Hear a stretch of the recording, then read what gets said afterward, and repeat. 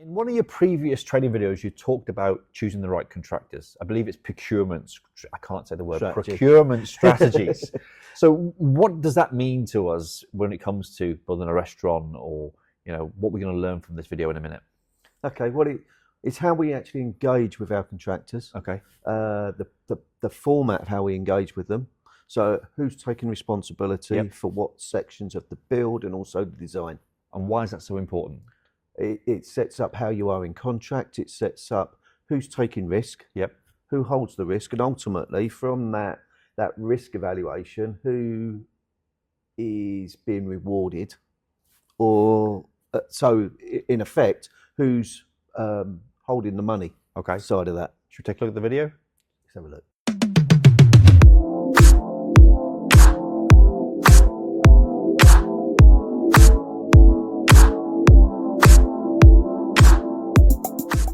Now, procurement route delivers the procurement strategy. What we're looking for is a design, construction, operation and maintenance, and that all of this is considered as a whole, with the delivery team working together as an integrated project team. There are various alternative methods of procurement available to represent and reflect the differences that we have in allocation of risk and responsibility. And indicatively, there is relative benefits and disadvantages for each. We might consider these to be the traditional route, design and build, management contracting, or construction management. Now, each method has its own variations. No method is best in all circumstances. However, it is normal on a restaurant project for it to be procured on a traditional basis, although this might be supplemented on the basis of some element of performance specification, as we spoke about before, which allows a contractor to provide some elements of design, e.g. on services, installations and the like. Now, matters affecting our procurement strategy could include the nature of the refurbishment, the scope of the works, measure of control by the client, accountability, how the contractor is to be appointed, the certainty of the final cost, the start and completion times, any restrictions, changes during the construction and how they're dealt with, and the building relationship with the supply chain. Now, consequences of this choice of main contract will dictate how the composition of the design team and project team is put together, the compatibility of agreements, documents for tendering purposes and how they're defined in detail in terms of design and responsibilities, and how the contract sum is calculated. Let's now consider traditional procurement. Within traditional procurement, the contractor builds a client design scope of works within a time period for a lump sum.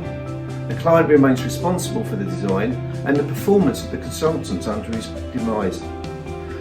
This method has become standard practice in the building industry for the last 150 years or more. The design process is separate from construction and the full documentation is required before the contractor can be invited to tender for carrying out the works. This is, of course, in theory. Now, the appointment of the contractor is commonly by competitive tender and less usually by negotiation, although we undertake both in terms of our works within the restaurant sector. Full documentation should be provided for tendering purposes, including that for specialist subcontractors, and adequate time is needed for the preparation of this. The client has overall control over the design, specifies the quality and the standards, and through appointed consultants, the design is developed for the main contractor to implement. Now, because design and construction are separate sequential processes, this traditional form of construction can take longer than other forms of construction. However, there is for the client a reasonable certainty on construction cost, and the contract figures are known at the outset, although this may need to be adjusted if there are any variations and changes. The terms of the traditional contract require the client to appoint a professional consultant to act as his independent contract administrator. We'll talk about this more later. Although making design decisions before the work has commenced may bring about a measure of inflexibility, there is options for changes or variations possible, and this can be related back and assessed in terms of cost and extra time if required on a contract. Administrative matters relating to the valuation and payments are in the hands of the client's consultants, which is a job that we do on their behalf for them. Completion within the contract period is an obligation, and any effort that can be revised as and when we add more and additional work to the contract, if appropriate, or outside of the actual implementation of the contract's original terms. Now, there's a speculative level of risk, but this is balanced between the parties, more in the client's favour on a lump sum contract, but less so with measurement contracts. In terms of the traditional contract, there are various forms that we could go along, but generally we'd be working on a JCT contract in this country for our restaurant work, most normally the intermediate form.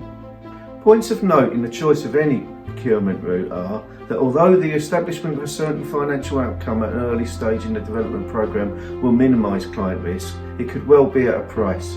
This is because of the risks which the tenderers have to assume, i.e. in design and build. The fixation of the contract sum at a stage allows for the contractor to actually price his element of risk. This he might price at a premium, which means that the client is actually paying an amount of money on top of that which he might have done if it had been handled under the traditional route. The traditional procurement approach allows for progressive development of the client brief, which may be helpful where there is uncertainty or greater complexity, which contrasts with design and build, which needs a definitive statement produced early on to become the basis for the contract activities. There is little flexibility to accommodate variations and changes under a design and build approach, and a standard documentation for contract for each approach with which the industry is familiar allows agreements to be entered into readily. So, coming out of watching that, well done. It's a longer one. It's what I hope you picked up from it is that there's different forms of strategy. Okay. For how you want to procure your contractor. Now, we talked in that about a restaurant where we normally use traditional form primarily with an element of contractor design, probably in terms of services, maybe the joinery finalisation and that sort of thing. Taking it out into a broader sort of sense of what we're doing. We're working on a residential project at the moment. Now that we have sought to take that out on a design and build basis. The client in their proposals of what they've got and their interests, if you like, wanted to put all of the risk in one place. Right. Okay. Now they're aware that probably they're paying more for that. Okay. Because the contractor is taking the risk on the job. So that's gone design and build. Right. Okay. Okay. With that, it's the contractor holds it all. We act as an employer's agent. We monitor the client's wishes, if you like, are being implemented through the employer's requirements on how that's sent out. And what the impact that has is on the tender documents. Obviously, the form of contract slightly different as well. It's a D&B contract. What does that mean? Design and build contract. Right, sorry. Yep. But in terms of how it's tendered, it's gone out on an employer's requirements document. Okay. Which stipulates what it actually says by the title, right? The employer's requirements. Yeah. It sets down the standards and types of things that the client would like. Yeah. To a prescribed level that they want them at. Okay. Okay. Whereas when we compare and contrast that to a traditional form, all the design is done up front, and you're purely stipulating the measurements probably in a bill of quantities is what we would normally recommend. Right. Okay. Okay.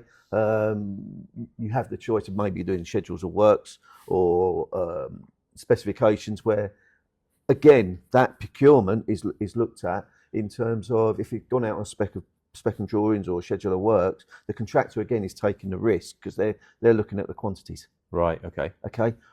We would always advocate that the client takes the quantity risk. Okay. Everyone's pricing on the same basis then. Right. Okay. Okay.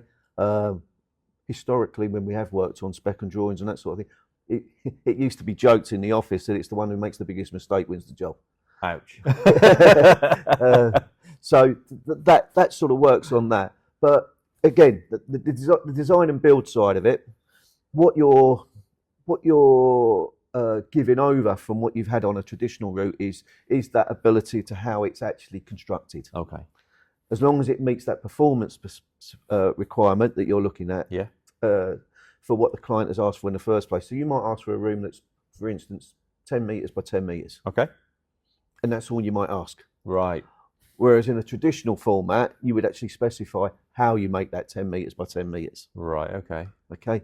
So, but with modern building components and that sort of thing, there is a move in the bigger sense of construction towards a design and build more, or certainly contractors design packages. Okay, and that's looking at CLT panels, different forms of framework, which comes with the expertise of those specialist subcontractors that maybe the traditional design team don't individually possess each time. Is there a best way? Is like a best practice, a best way to do it for someone who's watching or listening? There is a best way, but it's always specific to that project that you're working on. Okay.